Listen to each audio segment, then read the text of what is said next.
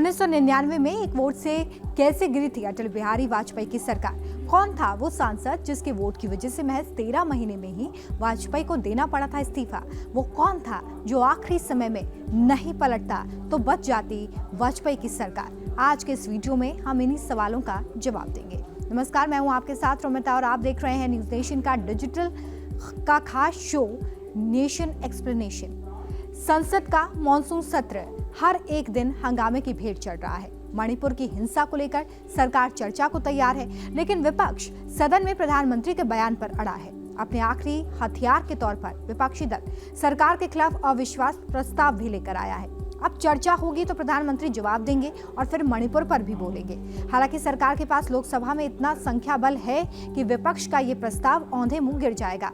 आजाद भारत के इतिहास में इससे पहले 27 बार अविश्वास प्रस्ताव लाए जा चुके हैं।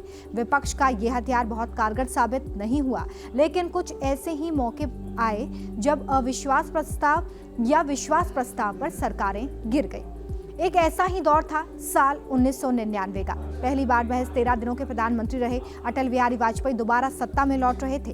13 महीने का वक्त बीत चुका था। बड़ी मुश्किल से पहले भाजपाई प्रधानमंत्री बने वाजपेयी गठबंधन सरकार को साध नहीं पा रहे थे। जब से सरकार बनी तब से गाड़ी डावाडोल चल रही थी। मंत्रालय को लेकर गठबंधन के साथियों में खटपट भी चल रही थी। 23 सांसदों वाली सबसे बड़ी सहयोगी जयललिता की एआईएडीएमके लगातार सरकार से समर्थन वापस लेने की धमकी भी दे रही थी। जयललिता चाहती थी कि उनके खिलाफ सभी मुकदमे वापस ले लिए जाएं, तमिलनाडु की करुणानिधि सरकार को बर्खास्त किया जाए। जयललिता तत्कालीन जनता पार्टी के नेता सुब्रमण्यम स्वामी को वित्त मंत्री बनवाने के लिए भी वाजपेयी पर दबाव डाल रही थी। हालांकि वाजपेयी इसके लिए तैयार नहीं थे। जयललिता मानती थी कि अगर सुब्रमण्यम स्वामी को वित्त मंत्री बना दिया जाए तो वो जो आय से अधिक अलग अलग जो मामले चल रहे हैं उनके ऊपर, वहाँ पे सुब्रमण्यम स्वामी जो वित्त मंत्री के रूप में उन्हें काफ़ी ज़्यादा सहयोग प्रदान कर सकेंगे। और दूसरी जो उनकी सबसे बड़ी मांग थी, चूँकि जो दक्षिण भारत की राजनीति है वहाँ पे तमिलनाडु की राजनीति में जयललिता जी और करुणानिधि जी के बीच में तलखियाँ काफ़ी ज़्यादा थी। उसमें करुणानिधि की राज्य में सरकार थी और वो मांग कर रही थी कि वहाँ पे उस सरकार को अपदस्थ कर दिया जाए, 356 का प्रयोग करके राष्ट्रपति शासन लगाया जाए। लेकिन अटल बिहारी वाजपेयी जान रहे थे कि अगर इस प्रकार से वो वहाँ पे डीएमके की सरकार को गिराते हैं तो उनके ऊपर आरोप लगेगा कि वो 356 का दुरुपयोग कर रहे हैं, तो उन्होंने इस मांग को तो नहीं माना। कहा जाता है कि वाजपेयी सरकार गिरने की शुरुआत सुब्रमण्यम स्वामी की एक चाय पार्टी से हुई थी। स्वामी वाजपेयी से नाराज रहते थे। चाय पार्टी में स्वामी ने सोनिया गांधी और जयललिता की मुलाकात करवाई। इसी पार्टी में यह तय हो गया था कि जयललिता अटल सरकार से अपना समर्थन वापस लेंगी। 6 अप्रैल को जयललिता के सभी मंत्रियों ने प्रधानमंत्री अटल बिहारी वाजपेयी को अपना इस्तीफा भेज दिया। अगले कुछ दिनों तक जयललिता दिल्ली में थी। उनके दिल्ली प्रवास के लिए 48 सूटकेसों में भरकर उनका सामान आया था। जयललिता के आने से दिल्ली की सियासी सरगर्मी बढ़ गई थी। 11 अप्रैल को जयललिता राष्ट्रपति भवन पहुंची। सरकार से समर्थन वापसी की चिट्ठी तत्कालीन राष्ट्रपति के.आर. नारायण को सौंप दी। संसद का बजट सत्र शुरू होने वाला था। विपक्ष अविश्वास प्रस्ताव लाने को तैयार नहीं था, क्योंकि अगर अविश्वास प्रस्ताव गिर जाता तो नियम अनुसार अगले 6 महीने तक दोबारा अविश्वास प्रस्ताव नहीं ला सकते थे। ऐसी स्थिति में राष्ट्रपति ने अटल सरकार को सदन में विश्वास मत लाने यानी कि बहुमत पेश करने को कहा। जयललिता के साथ छोड़ने के बावजूद अटल जी को सरकार बचा लेने का पूरा भरोसा था। वाजपेयी के चाणक्य प्रमोद महाजन ने पूरा अंकगणित सेट कर लिया था। बीएसपी सुप्रीमो मायावती ने भरोसा दिया था कि उनके 5 सांसद वोटिंग के लिए समय पर सदन में गैर हाजिर रहेंगे, यानी बीजेपी का नंबर गेम सेट था। जब जयललिता ने समर्थन वापस ले लिया, फिर भी अटल बिहारी वाजपेयी और उनके थिंक टैंक को विश्वास था कि उनके पास नंबर गेम है। और इसकी सबसे बड़ा कारण ये था कि उन लोगों ने उस समय के बहुजन समाज पार्टी के 5 सदस्य थे लोकसभा में, और मायावती जी को उन्होंने मना लिया था कि या तो वो सरकार के समर्थन में वोट देंगे या तो फिर वो वोट के प्रक्रिया में शामिल नहीं होंगी, बाहर निकल जाएंगी वो।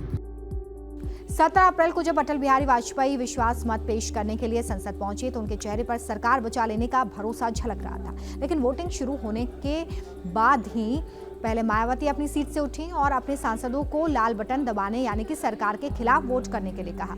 मायावती के इस फैसले से बीजेपी हैरान रह गई। लेकिन मायावती के अचानक लिए गए इस फैसले के बाद भी वाजपेयी सरकार बच जाती अगर नेशनल कॉन्फ्रेंस के सांसद सोज बागी नहीं हुए होते। नेशनल कॉन्फ्रेंस तब सरकार की सहयोगी थी, लेकिन सैफुद्दीन सोज ने पार्टी व्हीप की अवहेलना करते हुए वाजपेयी सरकार के खिलाफ वोटिंग की। दरअसल सैफुद्दीन सोज इस बात से नाराज थे कि फारूक अब्दुल्ला अपने बेटे उमर अब्दुल्ला को सियासत में आगे बढ़ाने के लिए उनकी अनदेखी कर रहे हैं। बस इसी बात का बदला सोच ने सरकार के खिलाफ वोट करके लिया। लेकिन इसके बाद जो हुआ वो भारतीय संसदीय इतिहास में ना पहले कभी हुआ था और ना कभी बाद में हुआ।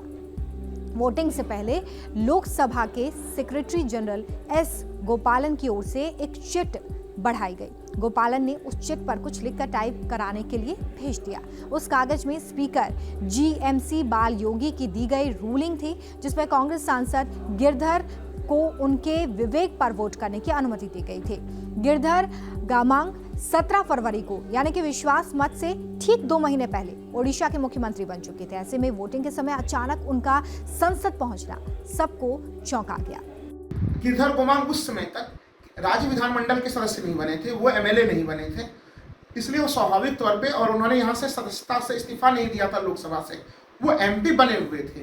तब गिरधर लोकसभा अध्यक्ष ने कहा कि वो अपने स्वविवेक का प्रयोग करें, तो उन्होंने स्वविवेक का प्रयोग करते हुए वोटिंग दिया। तो अगर इस पूरे प्रोसेस को देखें कि क्या गिरधर गोमांग का वोट डालना संवैधानिक था, तो भारतीय संविधान के अनुच्छेद 164(4) के अनुसार वो चूंकि उस समय मुख्यमंत्री तो जरूर थे उड़ीसा के, लेकिन वो लोकसभा के सदस्य थे, तो इनका वोट डालना पूर्णतः संवैधानिक था। मुख्यमंत्री बनने के 2 महीने तक भी गिरधर गमांग ने लोकसभा से इस्तीफा नहीं दिया था। वाजपेयी सरकार को हटाने के लिए यही कांग्रेस का तुरुप का इक्का बना।